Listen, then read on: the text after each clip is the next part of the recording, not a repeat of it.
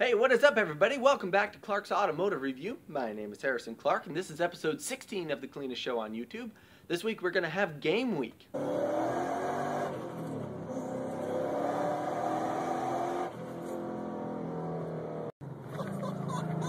This guy is crazy. That's right, I thought maybe this week might be fun to look into some firsts in the automotive world. So what I'm going to do is ask you some questions and then give you 4 possible answers. And then, of course, give you the answer after that. It's up to you if you want to play along. If not, then just some extra facts for you to, I don't know, tuck away in your brain. So let's get started with the very first question. In what year Packard was the very first power windows used? Was it in A, 1939, B, 1940, C, 1946, or D, 1950?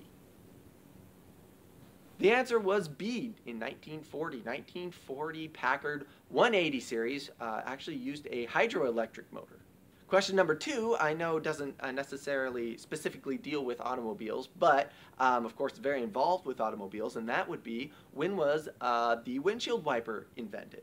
Was it in A, 1903, B, 1910, C, 1915, or D, 1918?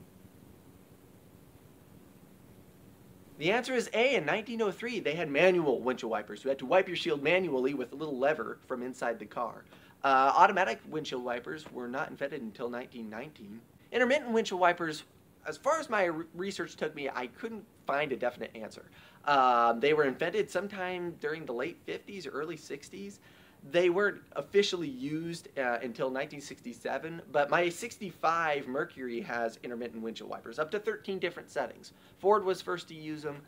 There was a dispute over the patent for them and whatever else. Anyway, so they were first used in the mid-60s. We'll just say that.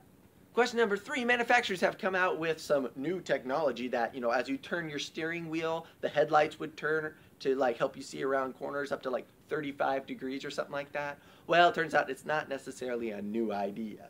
So, when was the very first headlight that turned with the steering wheel used? Was it in A, 1923, B, 1935, C, 1946, or D, 1962? The answer was B, 1935, in a 1935 Tatra, I think is how you say it, T77A. The next question is pretty interesting. When were the first cup holders used? Was it in A, the 50s Bel Air, B, the 60s Rolls Royces, C, the 70s Ford station wagons, or D, the 80s Chrysler minivans?